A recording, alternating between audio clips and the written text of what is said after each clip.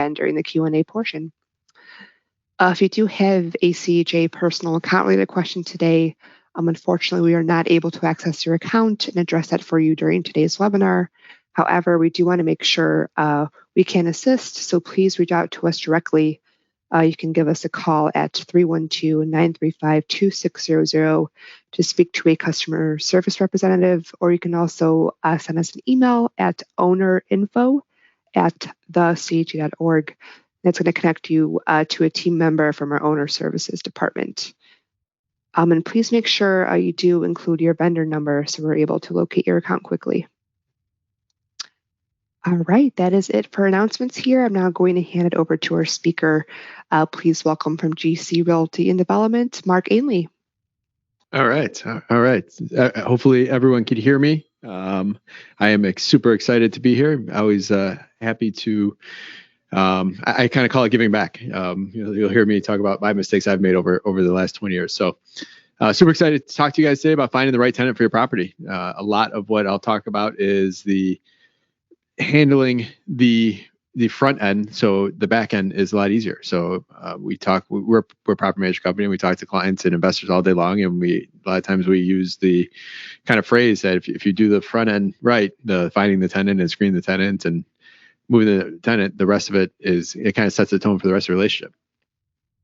So who am I? I always like to kind of tell people who they're listening to and maybe give them a little more confidence in why what I'm saying might make sense or why they think they should listen to me. So I was raised in the western suburbs, grew up in Addison, DuPage County.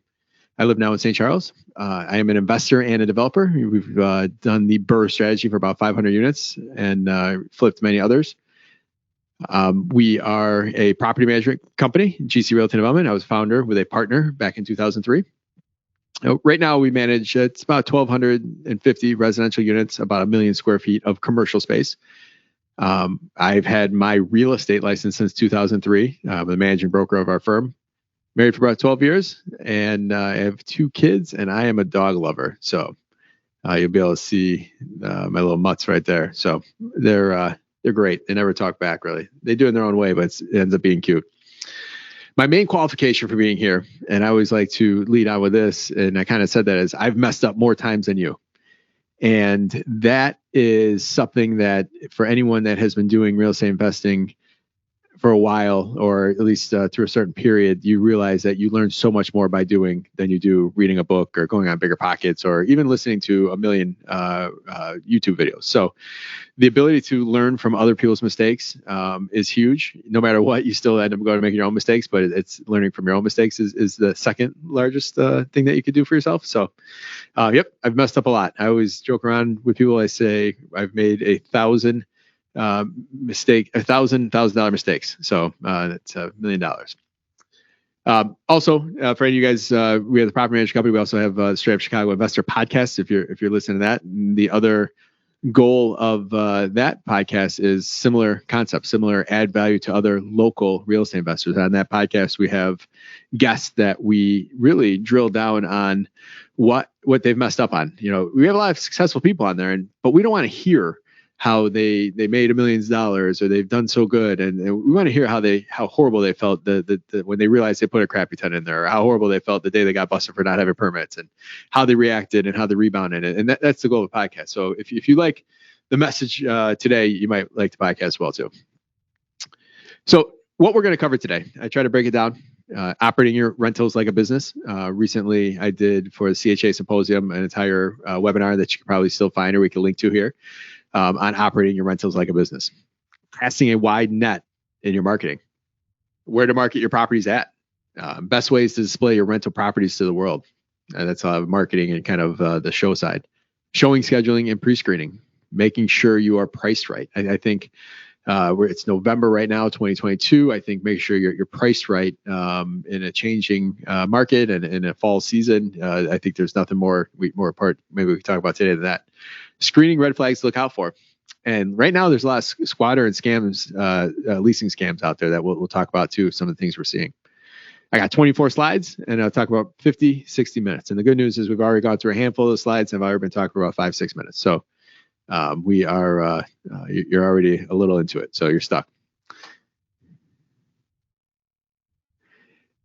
So first, operating your rental like a business. I won't go as far. I talked about this topic for about an hour for the symposium, but when you bought an investment property or you decided to move out and turn your owner-occupied home into a rental, you bought a business or you converted your life into a business, and that business has a customer. That business has expenses. That business has income. That business has liabilities, and that business has the potential to grow too. So just keeping those things in mind. That if you're not comfortable with that idea, or you got to accept that here eventually. Otherwise, you're going to make decisions that are going to affect long term, and until you realize you're running it like a business, that it's going to always. It just makes it clear. It helps your decision making when you think this is a business. I got to make this decision because of blank. Also, kind of help you short long term strategy. It's a lot of people on here are long-term investors. I have properties I plan on holding long-term, and there's decisions I make on a daily basis that are for today. And there's decisions that I make today that are ultimately for 10 years from now. So kind of thinking that way as you would a business. Process and procedures. I tried to run our property management business for the first 5 or 6 years without any process or procedures. And it wasn't until we kind of realized, like, hey, it's so chaotic around here. What are we doing? It was because we realized we were managing 250 houses and didn't have a process or procedure in place. So, which meant we couldn't bring on help, or we couldn't do things the same way each time. Preventing legal pitfalls. We'll talk about some liability here today that, we're in a litigious world, or there's certain laws that we have to follow, or there's certain requirements that have to meet through the different rental license or rental ordinances for the city or Cook County. Customer service. A lot of people are like, you're my tenant, you should pay, and I give you a house and be that. But there's a customer service element. There's that rapport you want to have with your tenant. There's that fresh, when we'll talk about leasing specific today. So the customer service piece and the leasing part is arriving and treating each potential applicant like they are a customer, and showing them and being respectful and being on time for them. Even as a landlord, a lot of people look down at residents and tenants. And so we use at our company, we call tenants residents. So you'll hear me a lot of times, it just kind of default to the word residents, but that's only because we call them residents here in our company, which we feel was just kind of a better way than using the word tenant. Always looking to improve. So whether it be trying to, a tenant moves out and trying to upgrade a bathroom, or, put a automated service in place for your tenants to put work orders in, or an automation for leasing. Like, there's all those things out there, and the world's changing so fast right now. There's always ways you can improve your rental business. Setting yourself up for easy management. Just kind of glanced over that a few minutes ago, and that was the whole, do things on the front end the right way, and the back end life will be a lot smoother. So people who spend most of their time putting out fires are usually also arsonists. So, I bring this up a lot of, a lot of people brag about, I talk to a lot of people, they brag, or they think like, I solved this problem. But a lot of times it's because they didn't put something in place, or they didn't plan, or they didn't have a process for something, or they said things to tenants they shouldn't have. And they're the ones that created the fire. So that's kind of how I find this saying so relevant to this topic today, and just being a landlord in general. A lot of times we create our own problems. So starting off today, kind of casting your widest net. I look at finding tenants as a big funnel. And anyone that's on here that's in marketing, it's the same thing. You're at the top of the funnel. You want to get as many people as you can seeing your online ad, for instance, or hearing about your property. So casting the widest net is going to then help you attract the most amount of people. And the most amount of people will turn into the most amount of showings. And the most amount of showings will turn into the most amount of applications. And the most amount of applications will turn into the most amount of approved applicants. So, having more applicants is always having more options. Like, a great problem is trying to figure out, if it's between a couple of tenants that have similar qualifications, like, how do you decide? When should you start showing it? I think a lot of that first impression and casting the widest net is, you can cast the widest net to 25,000 or 25 million people, but if it doesn't show right, or you're trying to take pictures of the kitchen that's in construction mode, that's not great. So I think renters do have a mindset of less vision than maybe a home buyer might be able to have, or they have less, they have a shorter time frame. So I think there's certain parts to say this might change, but for a lot of our suburbs, people are ready to move in. They look at a place today, it's 11:15, and they're ready to move in 12:01. So if they see a picture of a kitchen under construction, they might not even go see your place because they're like, it's not gonna be ready. I got to move in 2 weeks. I don't want to fall in love with it and then not be ready. So pre-leasing, I think a lot of people try to eliminate their days on market, so they are trying to show it while the previous tenant's in there, and I think that works sometimes. But I think you need a cooperative tenant, and you need a space that will show again. Sometimes you see a lot of landlords spin their wheels because they have these beautiful marketing pictures from when the house was vacant before, and they put those on Zillow, and it attracts tons of showings. But people get there and the place is less than desirable. Maybe the lady's got a cat and it smells a little funny, or maybe there's just a lot of boxes because everything's everywhere because they're moving here in 2 weeks. So keep that in mind about the showing condition. We'll talk more about showing condition here shortly, but these are kind of some of the things that when you're casting your widest net, you want to make sure that you're capturing the right people that are going to come in and be able to go down that funnel in that correct order, ultimately getting to the most amount of applicants. Creating urgency. The urgency is something that we have we'll talk a little more about automated showings, but and automated showings and tenants being able to automate and set up their own showings. But I try to keep those in a couple day range. So if you go on our website, you can't set up a showing for anywhere past maybe Friday right now. And we're looking. One of our screening questions is we want you to move in sooner than later. Like, are you prepared to move in on the 1st? Are you prepared to move on the 15th? So we want to create urgency. We'll show these properties, and we'll do showing windows, 15-minute windows where we have 2 or 3 people that might be there at one time, and that always creates urgency because and I think when you show in groups, I think there's benefit to that too, because you see maybe 3 or 4 people come in, and maybe 1 or 2 of them are less than qualified, or maybe they're insecure about their how solid their application looks, so they kind of bow out and kind of self-select themselves not to apply because they know that the other people are probably more qualified. And then it also motivates the people with the best applications or the strongest applications to move faster because they might be a little more competitive. So a lot of times showing in groups can benefit as well. Getting the word out. So I'm casting that widest net and getting that word out there. You have all these different online options. I ended up putting my first rental I bought back in 2003, a condo in Rolling Meadows. I ended up putting an ad on in the Daily Herald. So I paid my $75, and it took me 7 days to make it to that next weekend's paper, and I did it. So the world today that we have, much appreciative of the different opportunities. Very quickly before we go any further, Zillow companies, and that is made up of Zillow, Trulia, and HotPads. We're all familiar with that. Now, keep something in mind. If you're hiring a realtor or if you're hiring a property manager, Zillow over the last couple of years has started to charge in 2020, they started charging property managers to list on those 3 sites. And then starting in 2021, they started charging realtors. So it used to be, as a realtor, you just put your stuff on the MLS and it automatically syndicated over to Zillow and HotPads and Trulia. Now it doesn't do that anymore unless you're paying for the additional service. Now, a lot of people do not pay for that additional service, so they're not on there. I know for us as a property manager, when Zillow passed it in 2020, we said 30% of our traffic is coming from here, and out of our non-realtor traffic. And we said there's no way we can't. But more companies opted out. So keep in mind, if you're hiring somebody, make sure that your goal is, I think you agree with me, you want to cast the widest net. So if you're listing it and you're not on places like Zillow or HotPads or Trulia, you're not maximizing your looks. I mean, there's people that they're solely looking off of Zillow to find a place. So keep that in mind. Hiring a broker, one of the benefits of hiring a realtor is they're able to access the MLS and put it on the MLS.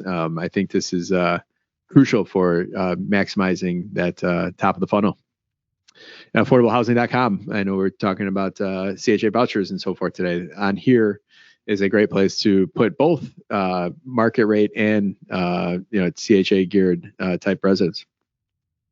Other syndication sites. So a lot of times you have all these different places, or maybe you have a property management software, or you're putting it on the MLS, or maybe you're using one of the showing solutions that I'll talk to you about it a little later. But you put it in there and you put send to website, and it might go out to 25 or 50 different places. So I think with today's technology, you could put something on one place and it syndicates, meaning it basically spreads out and goes and is populated on all these other websites. So, we try to make sure that when we have a rental, we're on the first couple pages of these different places like apartments.com and I'm trying to think of some other top of my head, but Zumper is the other big one that kind of filled a void when Zillow started charging people.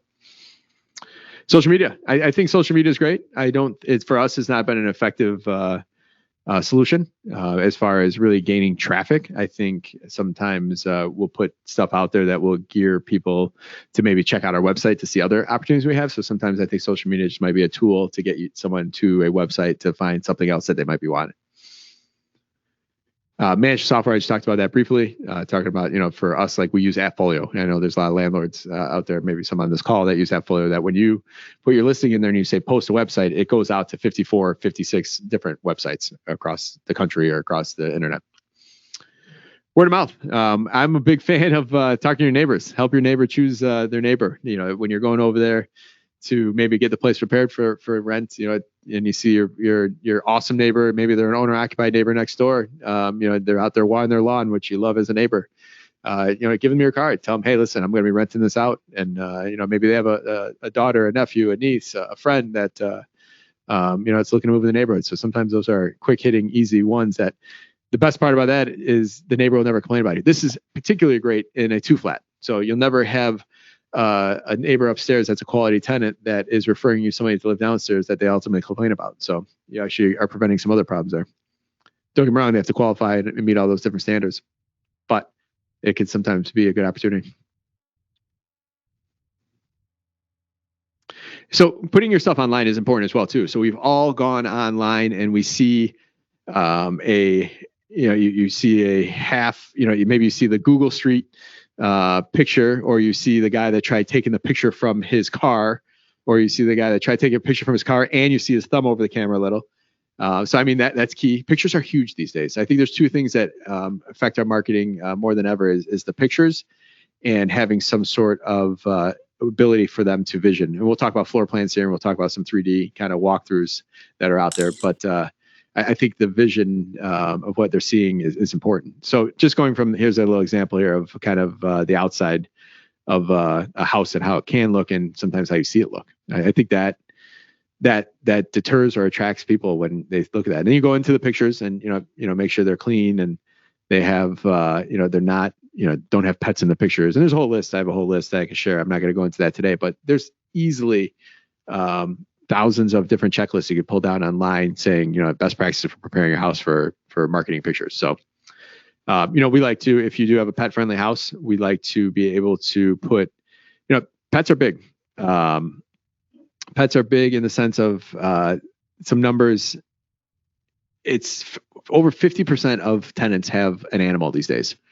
And another 18% of people might want to get an animal in the next 6 months. So when you put on there that no pets, you're eliminating more than half of people that might be interested. Now, listen, if you don't like pets or your place is not prepared for pets, or maybe you have a very nice hardwood that scratches easy, I question your installing of that hardwood. But if you have a place that's a little more pet friendly or you're open to it, I would definitely put yes, or put small pets only, or at least put it out there that you might be open to consideration. That way, when a lot of people set up searches, even in like Zillow or in MLS, that if that has to say yes on pets, and if you say no, those people never even get the chance to look at it.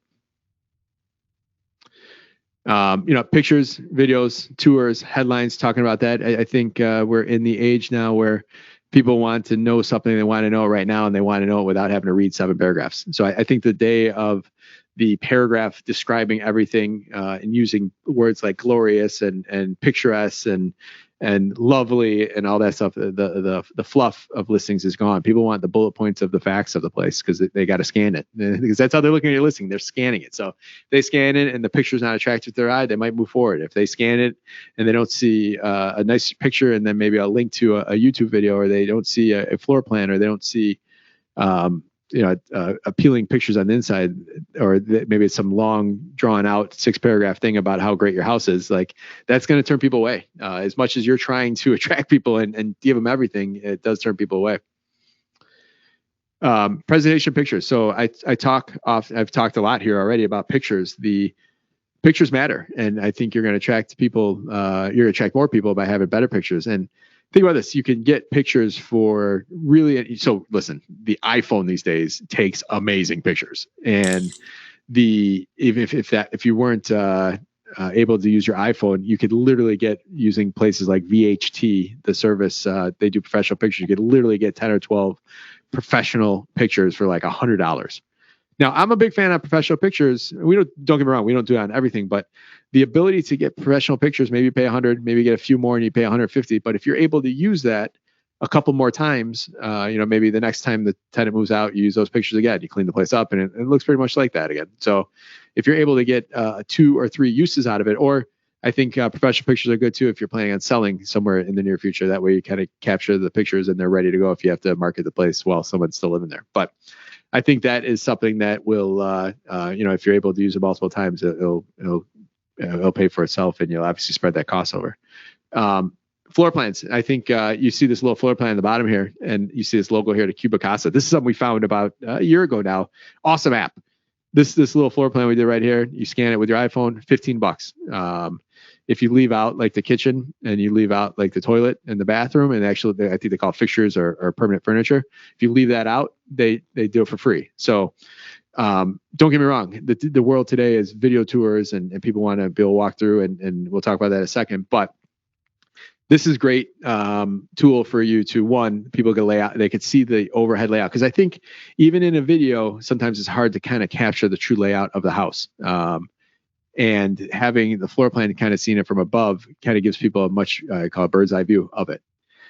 The ability to do videos is easier than ever as well too today. You have the back to the iPhone conversation, or most people are either iPhone or Google. I'm iPhone, so you'll hear me talk about that. I'm sure Google has all the comparable capabilities that I'm talking about the iPhone has. But to walk through a place on your video setting in the high def and be able to get a 1-minute video and then upload it to YouTube, like that's easier than ever these days. And there's even apps out there for you to take your video and edit and put words around it, like really easy today. And if you don't want to do any of that stuff and you want to have a better video, I mean, there's places on Fiverr. If anyone hasn't been on Fiverr, Fiverr, it's a website that for $5 you could send them the video and give them your logo or give them your phone number, and you can have it put it on the side. So huge. It's really easy to do a lot of good looking things that frankly a lot of people are not doing, and that will help you stand out. So even though all these things are easy to do, a lot of people do not do that. One other thing about this pet friendly thing up here in the right hand corner, that's a picture that we put into our listings when it is pet friendly. Because back to the whole point, people don't read through a whole bunch of stuff and they don't want to do details, but they might look through the pictures. And if the second picture is a picture of a paw print, they know right away, oh, this place is pet friendly. I'm going to keep looking forward. Some pictures, some things I see people do a lot. It's darker. No one likes darker pictures. Toilet. One of my pet peeves is seeing somebody take a bathroom picture with the toilet seat up.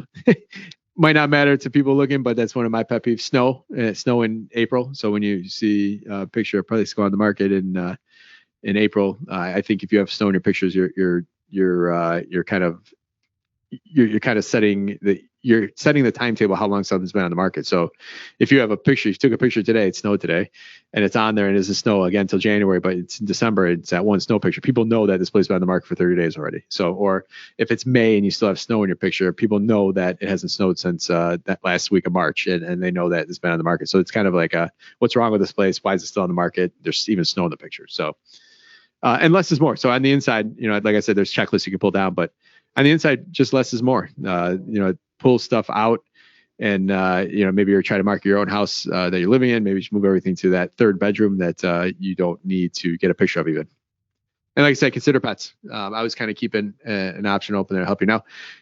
You can charge for pets. And in short of, I'm going to remove any ADA compliance type conversation out here, and I'll revisit it here later on in this conversation. But if you have a legitimate pet owner, you can charge for it, whether it be additional pet rent or you want to charge a non-refundable moving fee. Like there's very little restrictions on how you could go about that.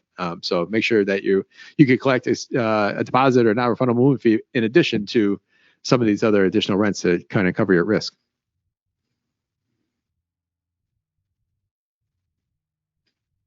When does tenant screening start? So obviously this is a big one right here. So screening. I always ask this question, and usually when I have an audience, I can reply back easily. You know, they say, oh, when they call or when they arrive, but it's very true. The screening process starts the first inquiry they make. So if they are difficult, you know, maybe you have certain requirements in order to set up a showing. If they're not following that, then they're not reading the instructions, and they're going to probably be a more difficult tenant. If they're 15 minutes late for the showing and they have some excuse, there's red flags there too. Don't get me wrong, everyone runs late. I was late for something yesterday, but those are just red flags that I almost feel sometimes the screening process has to be more of you have to be suspicious until proven wrong, and you know, most our world, our government, our United States is built on innocent to proven guilty, but I think sometimes screening has to be looked at the opposite way, and certain kind of characteristics of being able to just be a respectable tenant. So it has system for taking calls. So you know, there's these three that I put up here as an example, but you know, in the last couple of years, when you put a property on the market, I don't care if you're in the suburbs, north side, west side, south side, and it shows good in pictures, and it's maybe at or below market price, because you know, a lot of people have put stuff on the market not realizing how much the market's gone up, and then all of a sudden that looks attractive. But I mean, you could get 100 calls in a 6-hour period. So a lot of people do not capture that, and they get on the call and they ask the same questions, and they say that they try to find individual things. Have a system. You know, back to the running this place like a business. Have a system for how you're going to do it. And then places like Show Mojo or Tenant Turner or Showing Hero. Showing Hero is actually a local company. I think they're out of Skokie. But these companies, what they have is you put there's a marketing element too, so you get a little more value for it. But you could go on there and you could set up 3 times or 4 times that you're going to show in the next week. You know, 15-hour, 20-minute type windows. Remember, create urgency. And then it goes out in Zillow, or it goes on your website, or it goes out wherever. And when they click to schedule it, it goes to the software and it asks some screening questions. And those screening questions are ones that will either make you feel comfortable about moving forward to showing, or eliminate the ability for them to schedule showing. You know, one of the showing things that we have that eliminates the ability to have them set up a showing is that they're not. Are you prepared to sign a lease in the next 7 days?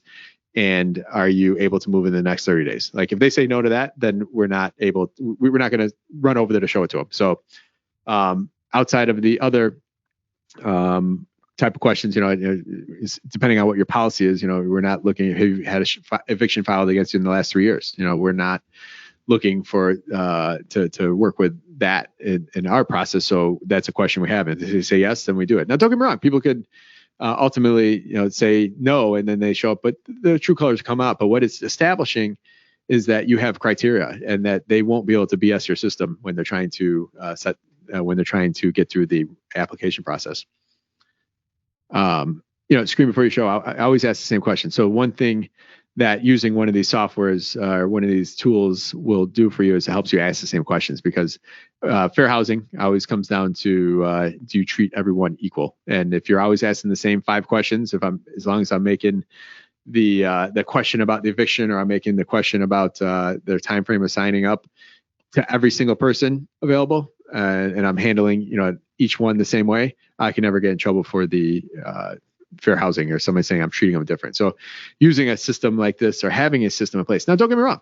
If you don't want to sign up for a service like this, you can simply have everyone call you or text you, and you could text them the same 5 questions. Have a copy and paste set up. So before I set up a showing, here's 5 questions I have. Can you please reply back? And then let them reply back. And if they skip 3 questions, and you know that they're not following the instructions, so there's red flags there. Showing lockbox is digital. You know, this is something that we do more in the suburbs, but the technology is out there these days to pop a lockbox on there. It's a special lockbox that they have to go through certain hoops to prove their identity and leave to be able to show the place on their own. So we have properties in the suburbs that you can schedule showing, and you go. I'm not sure the exact specifics about it. I know at one point you entered a credit card, but we're able to allow showings without having to physically be there. So obviously that's geographic specific, and obviously some areas it's not responsible. So this is one that talking about this time of year, like this is something that I see people fall into the trap of too often. We're all right. So, right, we're talking about running a business, and we want to maximize your opportunity. But when do you maximize your opportunity or attempt to, and it actually comes back to bite you? And that is when it comes to rental pricing.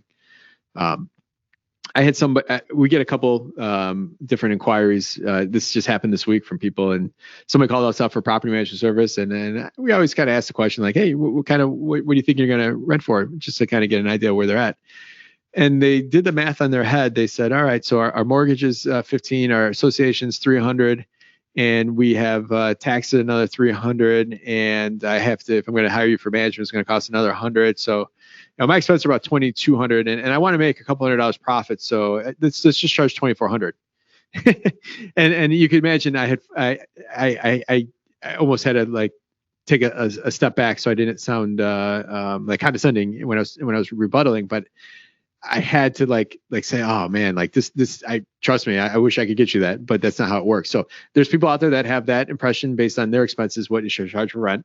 And then there's people that will justify their houses better than other people. So honestly, there's a lot, if you have similar houses, similar size apartments, there's not a lot of things that can really move the barometer on how much you're going to get for rent. If you have two-bedroom apartments in the same building or called neighboring buildings, and one rents for $1,200, and maybe one's just a little more updated. I think sometimes updated versus not updated, you might be able to get another 10 to 15%. But it's like, I just freshly painted my place, or I have stainless appliances versus black appliances. A lot of those things do not affect what you're going to get for rent. Now, where those things help you, people ask me all the time, like, hey, I got this, my place backs up to a park or whatever. That might not necessarily get you more than maybe another $25 or something like that. But what it does, it gets your place rented out faster. And we all know what happens when you get something rented out faster. You eliminate a whole bunch of risk and you're getting more money. So even though in that rental price, you're not getting that on your lease isn't saying that much higher amount that you want to get. Think about this. If you're getting your $2,000 rental rented 15 days sooner, you just made $1,500. Now you take $1,500 and divide it by 12 months. If you're going to spread it across the term of your lease, you're at, $125 more. You just got a month on average because you priced it right and you're able to get somebody in there 2 weeks faster than if you're trying to maybe push the price higher. Or what I see a lot of people do is they actually try to push the price higher, and then ultimately they take them another 30 days to get it rented, and they end up dropping the price. That's like the double. Like, it's like you can hold out to get your price, but if you have to hold out and you have to drop your rent, like you double hurt yourself at that point. So I'm going into probably some of what my slides are saying, but I felt those were some interesting things right away. So I always like to talk about two signs that you're high priced. We are in a strong rental market right now. Now it's November, and the demand is not there as much, but we still have a pretty strong rental market compared to historically. So we've had a pretty good, strong rental market for the last 7 years for the most part. So if you're going on the market and your traffic is low, you're too high. And if you're not getting, I always tell people, and this time of year might be a little different, but whether it's been 3 weeks ago or 3 months from now, if you're not getting 7 or 8 pieces of traffic on that first week, you're priced too high. A lot of people will say, it's only been on there for 10 days. Like, no, you should be rented in 10 days in the type of heated rental market we've had the last handful of years. So it's something to look at. So that's kind of the first sign that you're priced too high. Traffic is low, and especially if your traffic is low and things are getting rented around you, that's the other red flag that you have. Your traffic has sad stories is number 2. So what happens? The best tenants they're best qualified, they gravitate towards the best looking properties that are priced the best.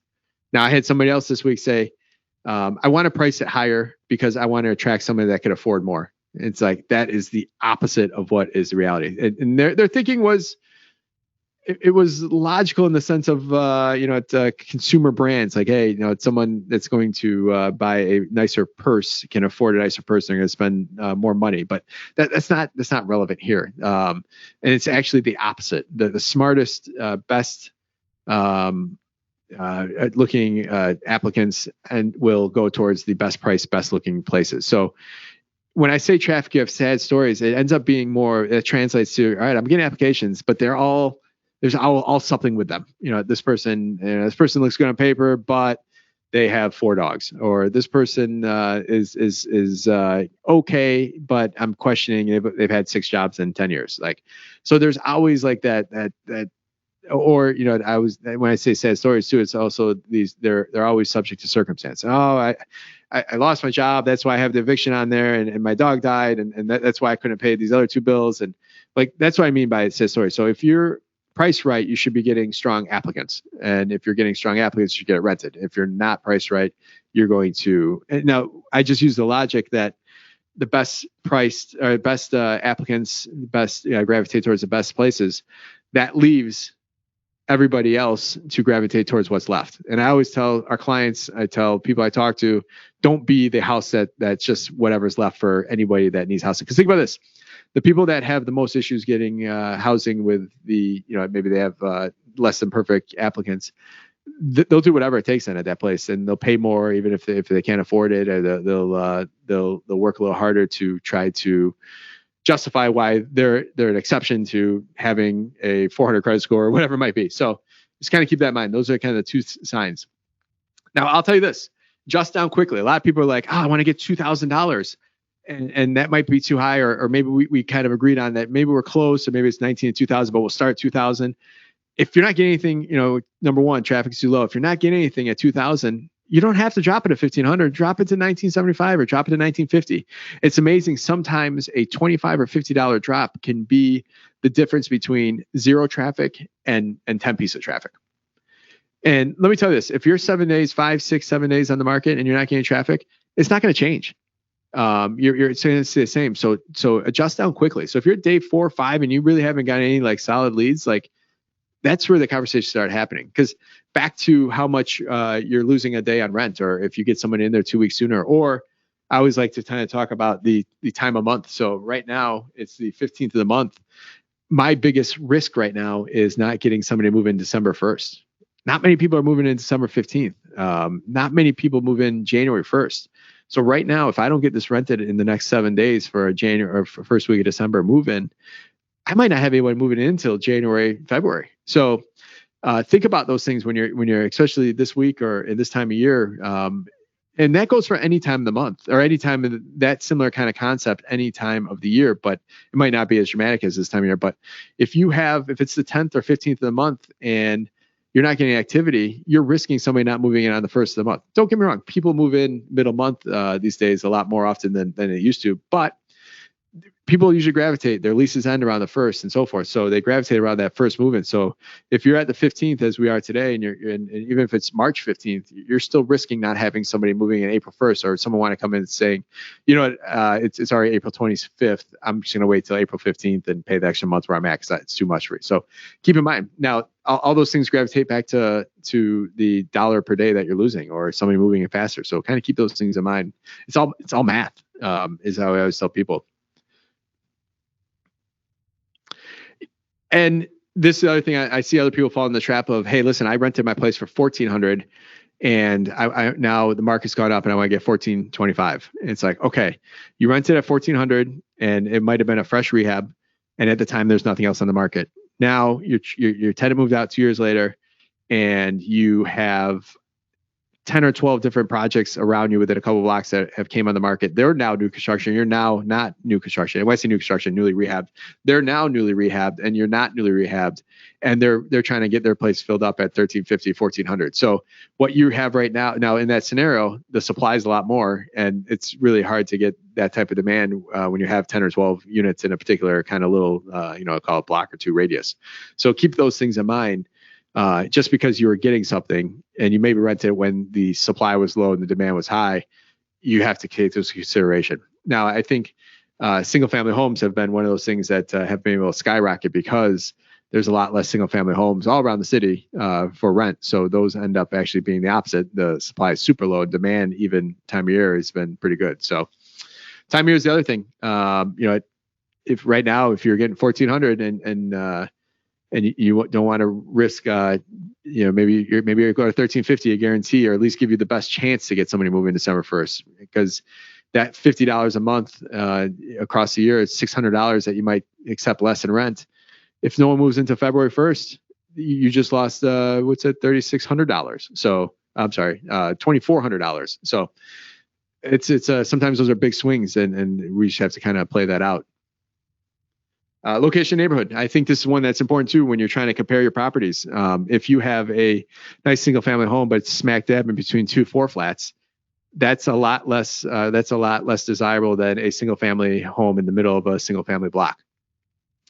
If you have a corner unit that's right next to the backside of the alley there, backs up to a junkyard, that's a lot less desirable than if that was the another set of houses. So location, neighborhood sometimes differs even from one side of the block to the other when you're trying to market and get rent. Like I said, neighboring property, vacant lots a lot of times when you're on the south and west side end up being something that cause us more trouble than anything. A lot of times those are places people are walking through. The garbage gets in there, it blows in your yard. So a lot of people are not crazy about having vacant lots. Layout of home. I will tell you this: when we were rehabbing houses, my goal was to try to squeeze in as many bedrooms as I can. We used to be very heavy in having CHA tenants. That was the wrong way to do it. I was not taking consideration the layout of home and so forth. So making sure the layout of the home is functional. So we have a lot of these houses that are 120 years old in our market, and these houses, they have the traditional living room front, kitchen and back. Sometimes these are just not. They're not. You might be competing to someone that got rehabbed. You might have got rehabbed your 120-year house, but you didn't change the floor plan. But the guy down the street got it all and shifted that, where now they have the kitchen in the middle, the bedrooms in the back. Those are things when you're comparing what your layout of your home, what that, kind of what dollar for dollar what you're going to get. I think you lay it out for home and having bedrooms in the finished attic, but there's no bathroom up there. Like, people try putting that value on having that 4th and 5th bedroom in the attic, but the tenants are going to put a lot less value on it because there's only one bathroom and it's on the main level next to the kitchen.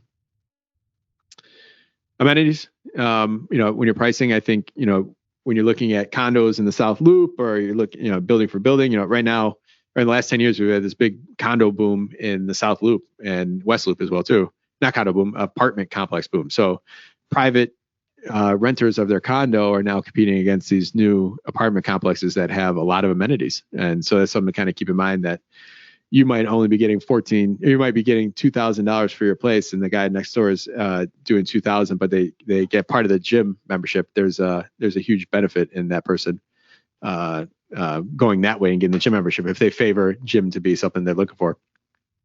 Updates in condition, and then knowing your ceiling due to obsolescence.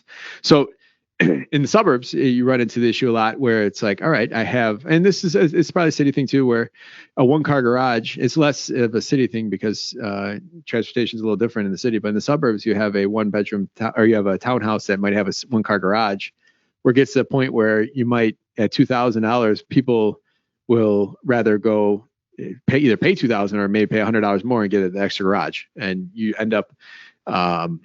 You almost have a ceiling because the ability to have a 2-car garage or a garage, you have a lot of townhouse communities in the suburbs that don't have garages at all. So you're only going to get so much because people are eventually going to either pay a couple extra for much more, or you're going to hit the ceiling of now you're the same price of people with garages. So kind of keep that in mind. And that's something to kind of consider when you're buying as well too.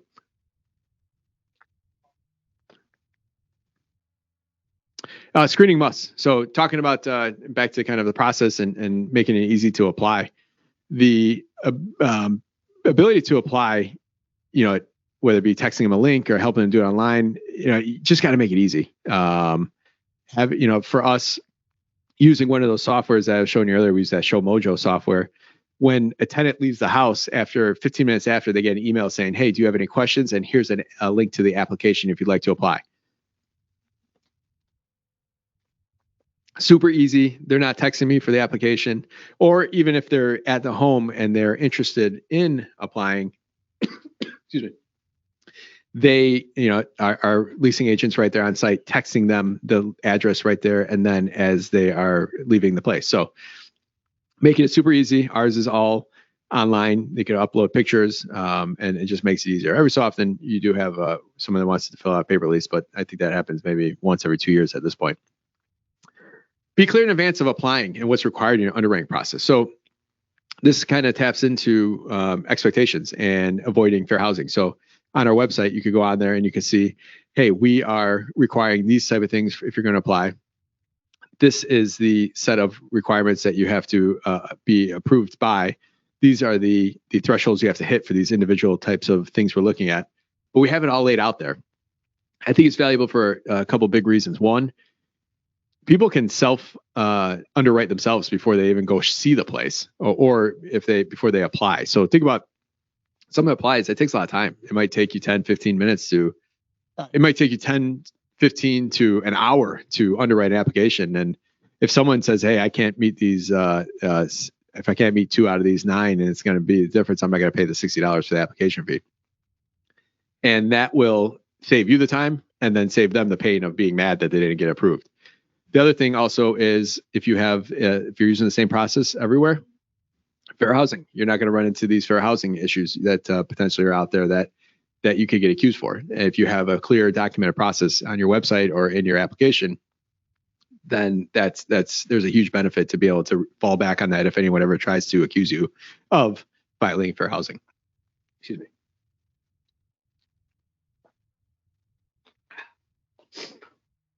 All right. Talking too much here. Be clear on how long the process will take. As a landlord, I know you've all gotten this. Someone applies and they're like, "All right, did I get approved?" And you look at your clock and you're like, "Wow, you just applied like 45 minutes ago." Now, some people can approve it that fast, but for us, I know we have a couple day time frame, and we have a clear time frame that we tell applicants how long it'll take from the point they get us everything. Because that's where landlords run into trouble a lot. Like, "Hey, you said it was going to take 2 days." Yes, but it's day 2 and you still haven't gotten me a copy of your driver's license. Or it's day 2 and I asked you 3 questions to clarify and I still haven't gotten that back from you. So having a clear time frame of how long it'll take from the point that you have everything you need is an important timeline to be able to share with them so they're happy on expectations. Understanding the laws. We're talking about Chicago here. We're talking about Cook County, the Just Housing Amendment. I won't dive too much into this, but there's certain ways that certain things you have to follow these days since 2019 when it came out, when it comes to underwriting somebody and their background check. So I know there's the resource we can share on this, but that's a big Cook County law that everyone's got to be following. Village requirements. So if you're in the suburbs, the crime-free addendums or the rental license requirements that people have, make sure that wherever you are renting, what's required of you.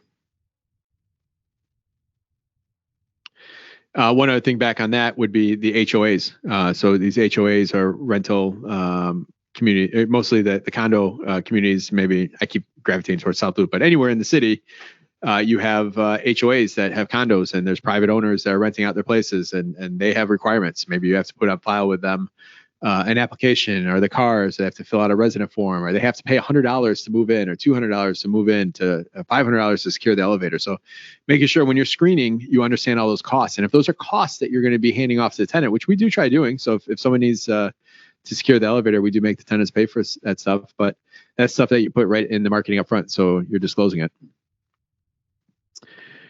Underwriting matrix. So this is something, and I'll offer this to anyone who wants a copy of it, but this is something that, these are our expectations. This is right on our website. This is our scoring system that we have for people to do it. Now, this is born out of me and we've been using it for about 10 years now. And it was more of, hey, how are we going to grow without Mark having to underwrite every application that comes through it? We kind of did a mind dump into figuring out a point system to qualify a tenant for being acceptable, high risk, or just flat out denial. So something that I'll give you an opportunity to do it. But this is a system. This is a system that our leasing team grades by. This is something that people that are going to come in and apply know about. This is what our clients that we manage for know about. And it's just a huge thing that keeps us doing the same thing every single way, or same thing every single time. Application process, looking for red flags. We'll talk more about scams in a second here, but always looking for red flags. I think, talk more about pets. We require a pet selfie. So if, you go you could go online and find a lab mix picture of any of thousands of lab mix pictures and then put it in your application. But that's really same color, but it's a mean pit bull when you actually show up. And this is something that doesn't happen anymore. But back in the day, people put this lab mix, and if they didn't share a picture or whatever, then it ends up just being a pit bull and they lie to us. Now we require a pet selfie, which does two things. One, that we know that's their pet. And don't get me wrong, they could probably take a neighbor's pet, but still, it's a lot of hoops to jump through at that point. And then also, they're taking a pet selfie usually in an environment that's their house that you're able to kind of see around in their house in the background. So it's kind of another little kind of insight. Petscreening.com. This is an awesome tool. This is an awesome tool to help screen tenants, but then also protect you on the fair housing side or the ADA compliance side. So petscreening.com is something that it's a service that you add on to your application, and the tenants will upload all of their information about their dog, the breed, the shots, all that stuff. And at the end, they get a FIDO score, not a FICO score, but the pet gets a FIDO score from 1 to 5, and maybe 4 to 5 is like, we have nothing on them. It's an aggressive breed, and it's a 6-month-old puppy, whatever it might be. They are going to rate this based on their algorithm to help you make the decision on if you want to approve that tenant's pet or not. Now, there's a bunch of other things that are great about pet screening that the tenants are signing off that, we make them fill it out even if they don't have a pet, because there's certain parts of it that say, I acknowledge I don't have a pet now, and if I do get a pet, I will promise to come back to this site. And it just kind of makes them agree to a bunch of legal things. If they have an ADA, a comfort pet, or a stress pet, or I'm losing a couple of words there, but if they have one of these pets that you have to be ADA compliant on, we still make them use the petscreen.com. We're not charging them because you're not allowed to charge for that. But now they're uploading and documenting all of the doctor's note, the certificate, all that stuff. And this petscreening.com, anyone that's been a landlord longer than a year knows there's a bunch of scams out there when it comes to comfort pets and buying stuff online and so forth. So there is a huge benefit to using this, because they'll scan it for legitimacy, because you can go buy this stuff right online and they scan and match the system to see if there's anything out there. Don't discount short sales or bankruptcies. Short sales is less of an issue these days, but sometimes you get a tenant that's got a bankruptcy, and maybe that bankruptcy the last 6 months or last year. And the best thing about a bankruptcy is right now they owe nobody money. And they're guaranteed not guaranteed, but there's a good chance that they're not going to have other people bother them, and you'll get your rent money. And don't get me wrong here. On the flip side, if they've had 3 bankruptcies in the last 10 years, run, because they're using it as a tool or a way to get around things. So, but don't always on the onset just discount it. A lot of people will say no BKs or something like that in the marketing. So, social media for pets, jobs, friends, smoking, hobbies, pics of current home. This is huge. I mean, we've eliminated more tenants based on crazy stuff we find on their social media, or things they're saying about their current landlord on social media, like dozens of different stories. I used to have in this presentation pictures that we found online, but some of them were actually so bad that the last one we did, like, you can't put that in there. So, but we find some crazy stuff on there. So make sure you're checking that out, Instagram, Facebook. And if you are not an Instagram or Facebook person, I guarantee you there's someone in your life that is, and give them someone's name and say, find research on this person and do it. Proof of previous rent tells a story. I think having a lot of people call the landlord and get a confirmation. That's great. And I'm more of a fan of calling 2 landlords ago, because sometimes the current landlord will say whatever they got to say to get that person out of there. And calling the landlord from 2, they got nothing to lose but to tell you the truth at that point. So if you're able to get the 2 landlords ago, that's huge. But proof of previous rent paid. Now that used to be for us clear checks. Now a lot of people pay less and less mail-in checks, but everything's electronic, or you could get these different snapshots of their bank accounts and seeing when rent was paid, how much rent was paid, who rent was paid to. Those all tell stories. If they're paying rent to John Jones, but the tax records show Jimmy Jackson owns the property, that's a red flag. Now, sometimes there's stories. Maybe Mr. Jones is doing management for Mr. Jackson, but that's a lot of times not the case. And a lot of these times you're looking for these red flags only to ask more questions and to kind of tease out if there's a problem here or not. So when I say red flags, it's more about seeing this, having a red flag go up, having an alert in your amygdala there, and saying, all right, I got to dig more into this. I just mentioned checking the owner of record and the tax bills. So anyone that's a realtor out there, anyone that has access to a realtor, you could go and see public records of who owns a property. And that's huge to be able to see. And if someone's living there for 4 years, but the owner just bought the property 2 months ago, there's a red flag there. Like, is there more to the story or something? Tax records for previous landlord. Yep, that's what we talked about. Collect references, emergency contact every time. So references are huge, and emergency contact's huge too. And this comes into play sometimes later on when they owe money, or maybe they're not communicating very well. And we love the emergency contact. We love calling. A lot of times people put their mom on there, especially younger tenants. They put their mom on there and calling mom and saying, "Hey," saying that just want to make sure everything's okay. And Candace hasn't gotten back to us in 2 weeks, and now mom could yell at her at Sunday dinner this week. And why is your landlord calling me and so forth? So we love calling the emergency contacts, and then the tenants get mad, but it's like, hey, listen, we only did it because we were worried. So we always make sure that we have emergency contact on there for down the road worst case scenarios. References are valuable too. We do call on references when we get them. I think that is, you could put anybody on there, but I think when you start putting more and more people on there, you're reaching out to the current landlord, previous landlord, and then references, sometimes, someone slips up or someone says something that they shouldn't have, or maybe 2 weeks before when they said they volunteered to be a reference, now they're angry or whatever, and you get some real story. Outsource all or parts of screening. So we talked about pet screening right here to add that on there. Pet screening is a free service to landlords, and the tenants pay, I think, $20 a pet or whatever. And think about this: any of you guys that own pets, you pay $20, you pay $100 to get your pet screened to be able to come live with you. We pay more for our pets than we do our kids sometimes. So virtually incredible. This is a sample of a company that's out of Florida that they handle the whole screening process for you. And this is somebody I know specifically, but there's a lot of those companies out there these days. Talking about scams, right now, if there's been a bunch of articles in Chicago, there's squatter issues. Tenants are going into vacant units, changing the locks and saying they live there. And when the police show up, when you call them because you're saying someone broke in your house, they say, I have a lease to this place. And the cops say, call your attorney. We can't do anything. That's a big problem. And in Cook County, if you got a victim, that's an even bigger problem. So being sure you're visiting, and some of those scams are true squatters being shady, but some of them are people leasing, people saying that they're the leasing agent of the property, leasing as somebody that's actually halfway legitimate and doing it for a discount so they could get it done fast and getting it done kind of under the radar view. Now, if you're visiting your vacant properties every couple of days, and I think the risk ends up falling, it's like, all right, I got it leased and the tenant moves in 2 weeks from now. And that's where the damage gets done. You just spent the last week or two showing the place every day. So you're there, but it's like now a lot of people came in the house. Maybe people saw the lockbox combo, or maybe people saw where the lockbox is located. Maybe they saw that. So there's a whole bunch of different risks there. So make sure even after you rent it out, and it might be this downtime, make sure you're still visiting.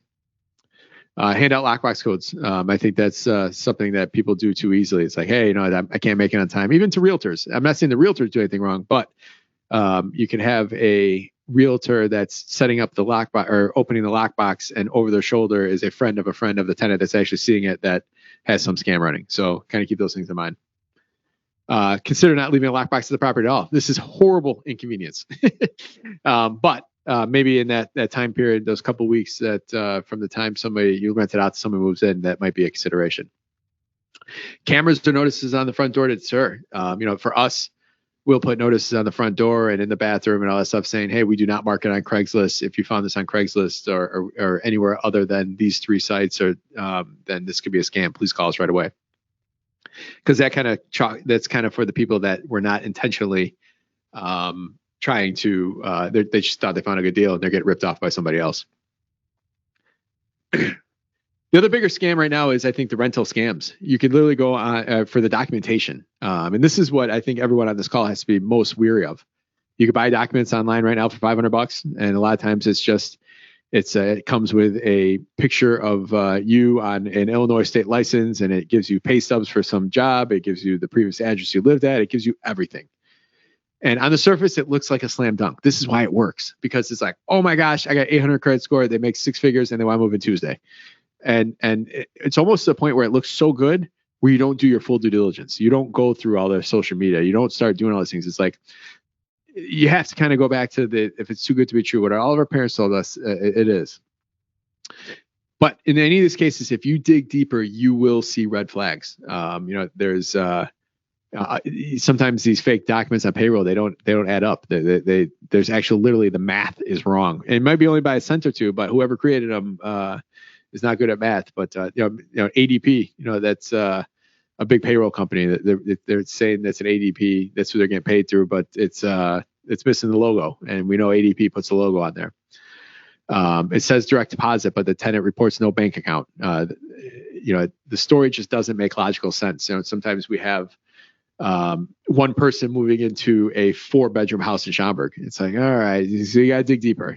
Don't get me wrong. You have 800 credit score and you have 6-figure income, but I need to know why you want, why you're looking for this big of a place and what's missing here. And then, you have sometimes it's like, I moved from Michigan to here to downtown, living on the Magnificent Mile, and now I'm going to rent in Inglewood. So there's a bunch of like logical things that just sometimes are not always.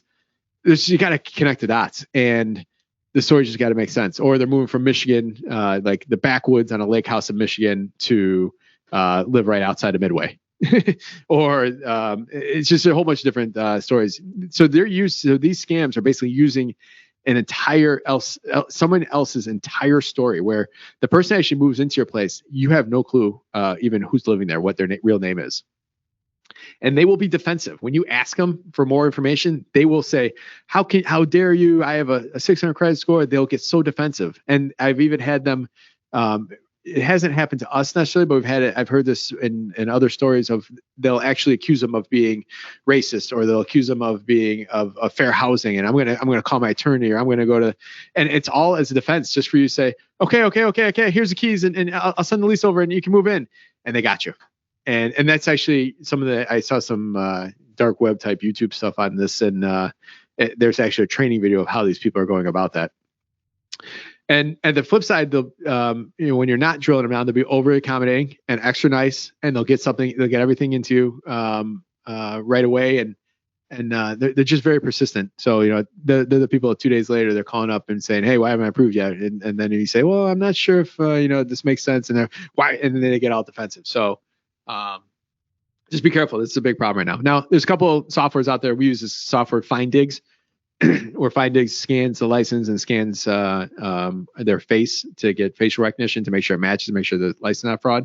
FindDigs also offers documentation. So we took a fake Bank of America statement and put it through their system and put a real Bank of America system, and it pointed out like the little 3 dots that are right next to the person's name on the bank statement. So they got really good fake software detection.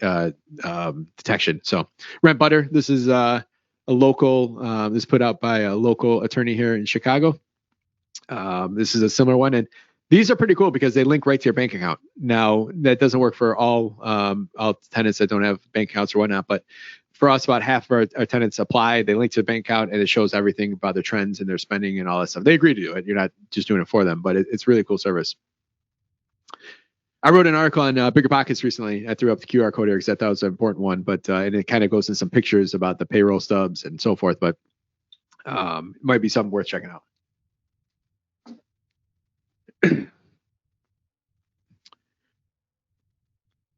I love this saying. We don't need to do more smart things. We just need to do fewer dumb things. Back to kind of I need to avoid making emotional decisions and swinging at bad pitches. I need to think. So a lot of what I was talking about earlier is like, hey, you don't have to recreate the wheel. You just have to learn from other people's mistakes, and you need to just be kind of follow your process. And if you have a process, you're less likely to fall off of that process and do something that will be more emotional than process driven.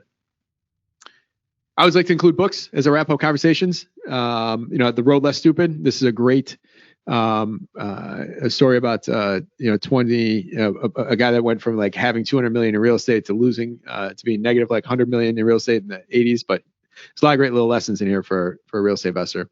Anyone interested in using virtual assistants to kind of aid in their underwriting or work with them on their real estate business? Who, not how. I think gone is the day of the landlord that handles every little thing for themselves, and it's kind of finding the right solution for who.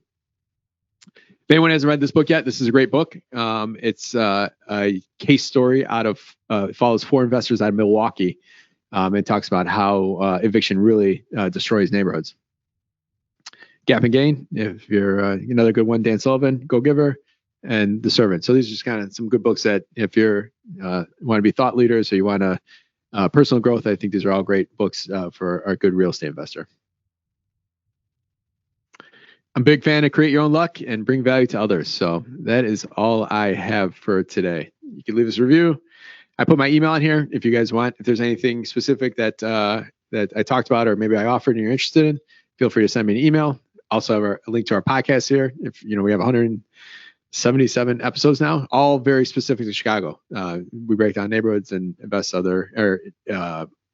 interview other investors as well. So I don't know. I hope I brought you guys some value there. All right. Thank you so much, Mark. If you haven't done so already, please submit any questions you have for Mark directly in that questions box. We're about to head into Q&A here.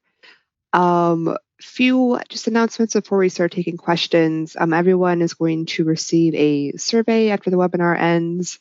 If you could fill that out, let us know what you thought of today's session. If there are any topics you want to see for a future webinar, we really appreciate your feedback. So please, if you have a chance to fill that out, we'd really appreciate it.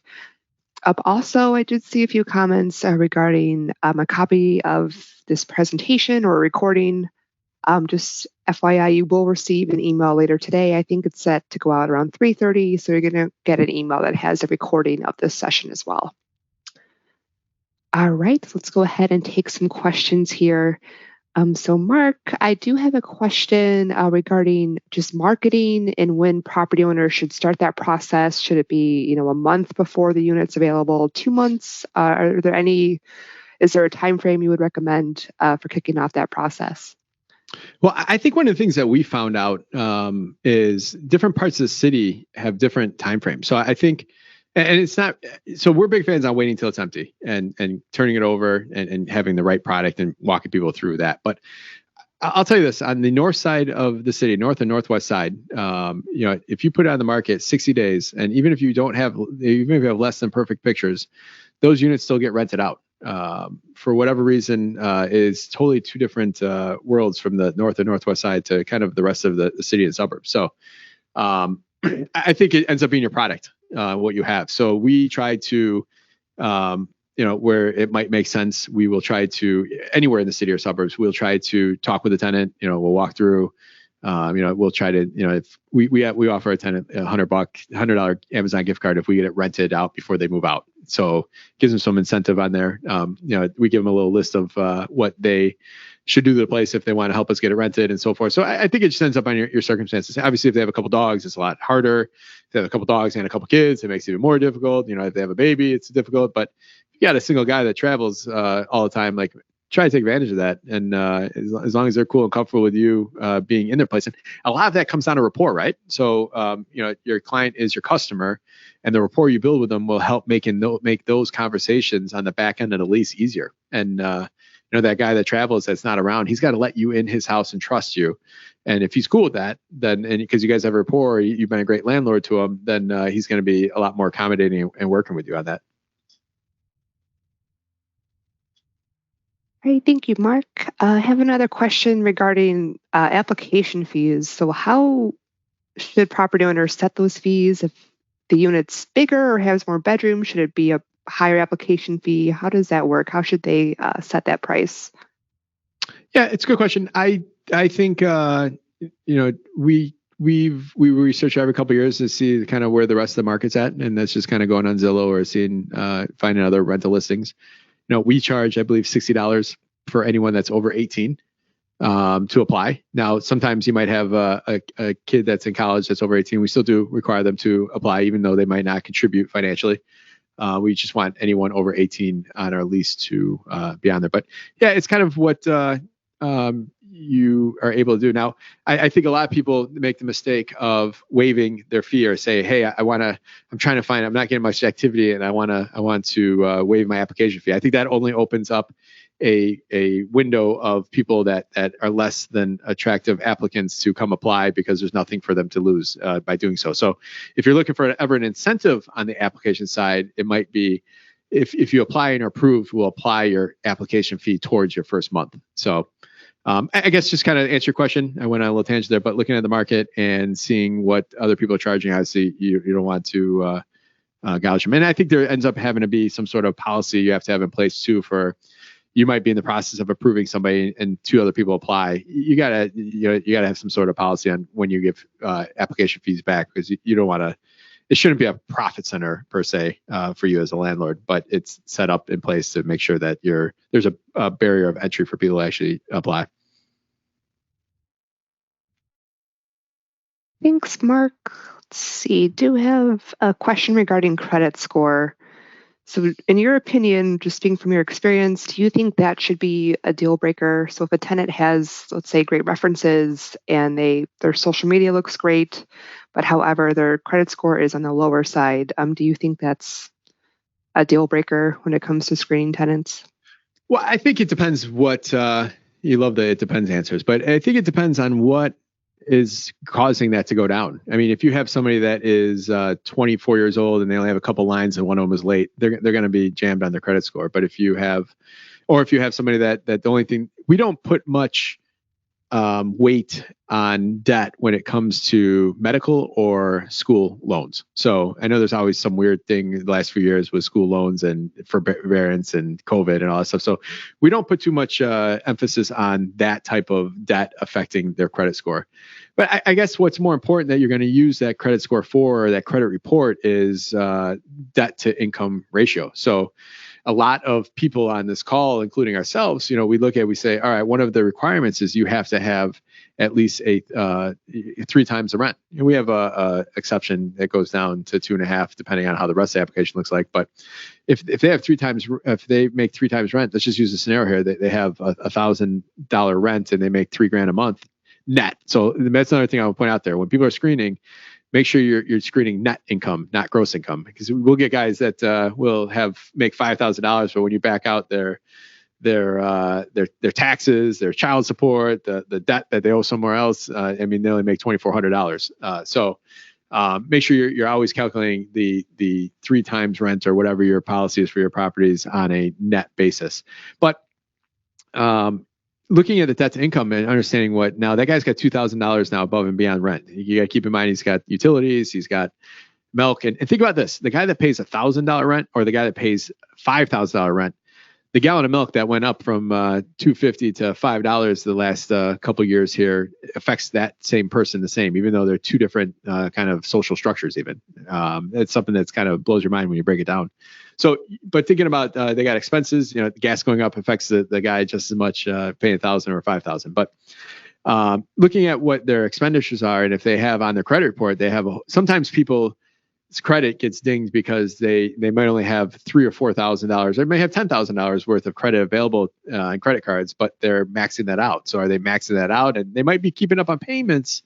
And they're paying the minimum payments every month, but that ends up, you start questioning like house of card type theories. Like, all right, this guy just needs a major thing, a major expense in his life, and his everything falls down. So I think it's looking at all those things and seeing why the credit score went down. And if you look at the matrix, or if you share with me your information, I'll share it with you guys. But the matrix that we have has that put into a point system where I think it's 550. They get dings on them the lower it is, but then that overall score ties into how the rest of the application looks.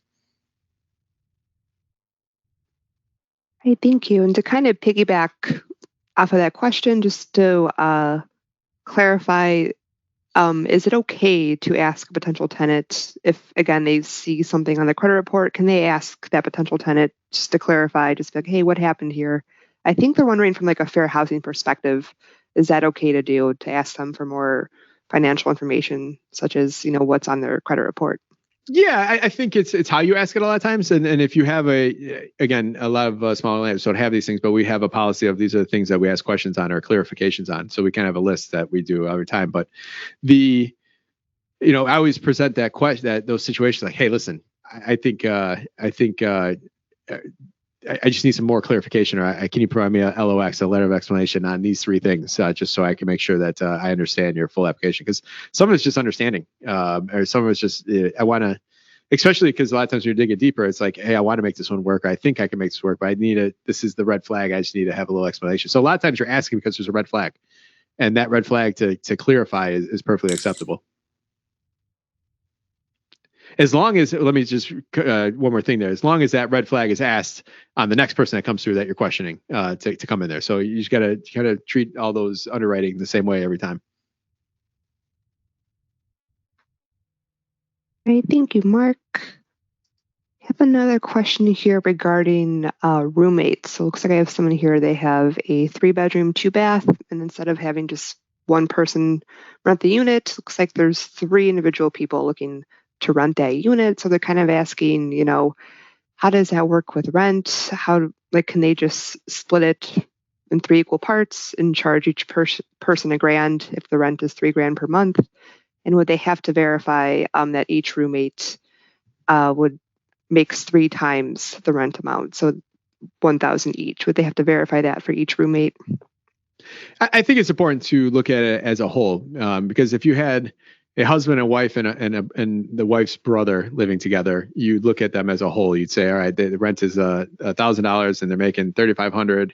And even though the uncle's not making, he's unemployed recently, he doesn't have extra income, but the other 2 carry that. I think you have to look at it as a whole. Now, I think what I see landlords make a mistake on is they'll sign a lease with each individual one. You want to make sure that all 3 of them are on the hook for the total amount. So if the third tenant is not carrying his weight, that's not your problem as a landlord. That's the friends or the roommates' problem to deal with that. And no matter what, the other 2 gotta pick up his shortcoming to behold you. Because here's the reality of it: if rent's $3,000 rent's $1,000 or say for easy sakes $1,200, and they paid 2 of the 3 paid $800, and you don't get the other $400. Like you got to serve that 5-day, and that 5-day goes against all of them.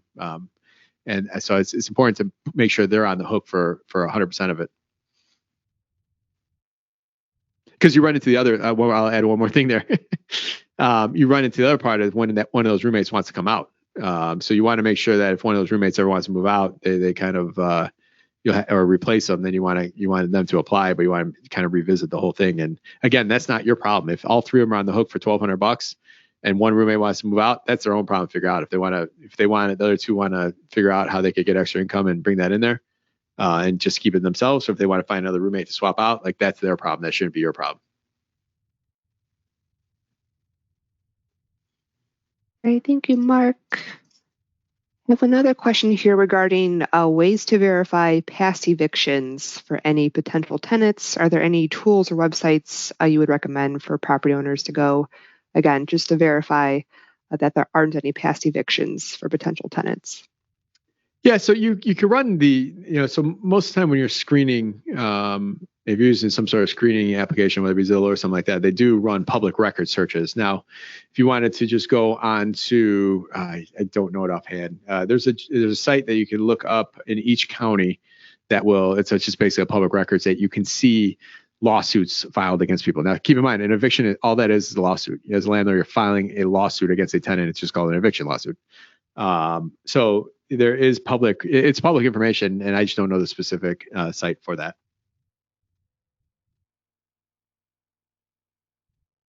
All right, thanks, Mark. Looks like questions are starting to slow down here. Is there anything you want to add before we wrap up? No, I just want to reiterate that this is this is one of those cat and mouse games, this whole leasing thing. The scams that were around 10 years ago that landlords figure out a way through, and tenants are always coming out with bad tenants are always coming out with new ways to break the system. So if you have maybe you do have a system, right? And you've been using the same system for 10 years, you might want to reevaluate, what things you should change now to kind of combat some of the things that are out there now. I'll tell you this, there's a lot more comfort pets out there, a lot more compliance in a place like Cook County. There's a lot more laws to make sure that you're always kind of on top of how you're handling this, and your screening is just kind of in depth, and it's going a little deeper or doing a little better with the different tools that are out there. I think it's just important that you're always revisiting that every couple of years. All right, Mark, thank you so much for being here. It was great to have you again. Yeah, I know you just spoke at Symposium, and thank you for another great session here today. Again, everyone, you're going to receive an email with a survey link. Again, if you can let us know what you thought of today's session, we appreciate your feedback. So thank you to everyone who attended. We hope to see you at a webinar soon. Thank you. Thank you, everybody.